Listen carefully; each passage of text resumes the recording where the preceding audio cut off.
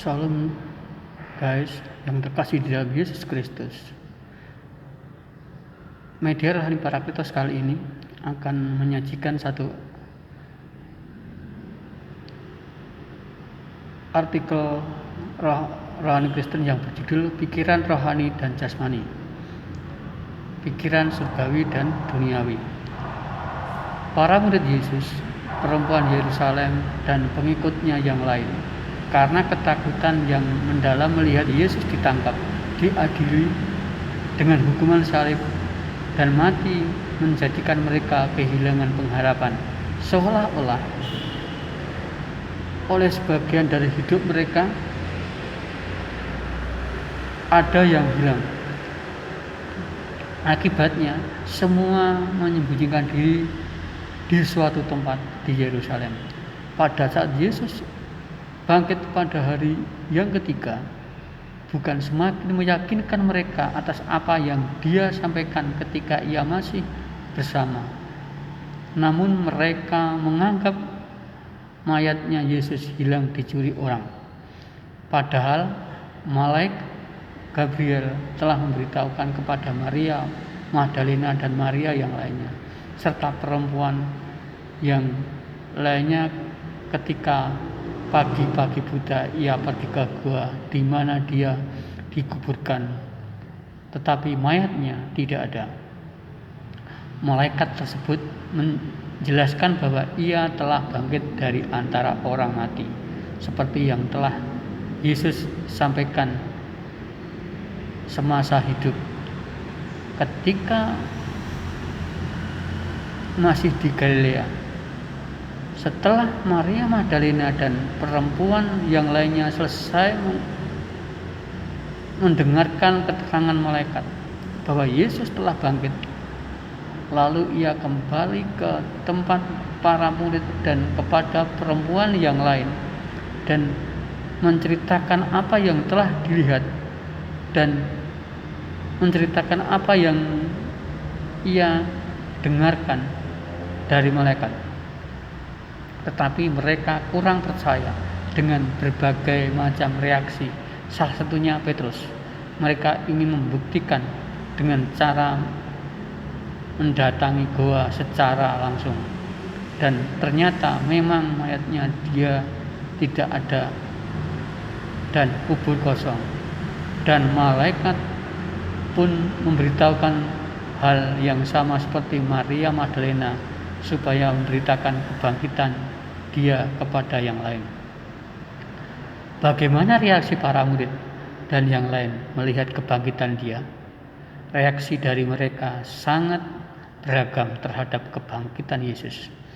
Hal itu ditunjukkan dari rasa berduka yang mendalam yang masih mereka rasakan apabila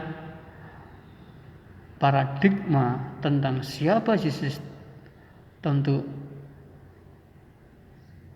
optimis dan semangat hidup bertambah besar, dan mereka keluar dari rumah yang selama ini mereka tinggali. Tetapi yang terjadi sebaliknya, mereka telah melihat kubur yang kosong dan dikuatkan oleh malaikat yang menyatakan bahwa Yesus bangkit dari antara orang mati. Namun mereka masih ragu-ragu, seperti pernyataan Thomas, salah satu murid Yesus.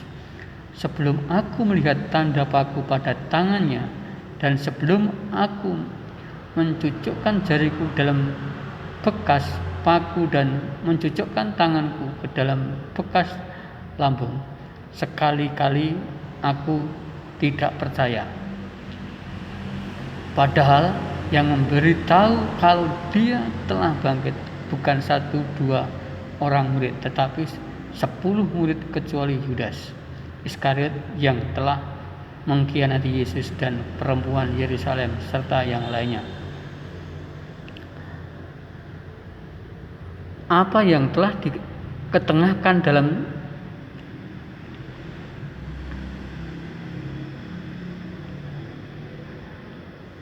adalah contoh dari murid Yesus ketika menggunakan paradigma atau pemikiran manusiawi atau akal sehat manusia ketika menghadapi kematian dan kebangkitan dia dari antara orang mati.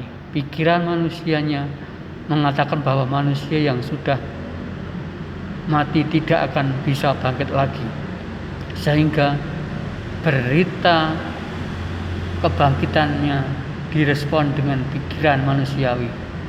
Terkadang hidup kita juga tidak jauh berbeda dengan para murid. Seiring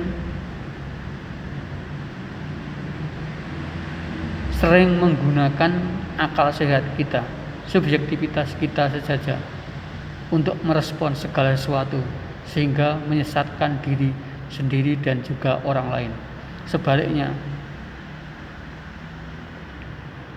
sebagai pengikut Kristus, seyogianya tidak begitu, tetapi harus menggunakan pikiran dan penalaran surgawi, sehingga segala sesuatu yang kita pikirkan, yang kita katakan, dan yang kita lakukan bisa objektif dan membawa orang ke dalam kebenaran iman yang sejati. Kematian dan kebangkitannya harus membangkitkan energi iman yang besar dan kuat, sehingga tertransfer kepada orang juga demikian. Apalagi kita sedang menghadapi situasi di titik terendah karena COVID-19. Energi positif yang berasal dari Roh Kudus harus kita dengarkan supaya optimisme memancar dalam diri kita dan kita terus tularkan kepada banyak orang, sehingga perlawanan terhadap virus corona mampu kita menangkan. Amin.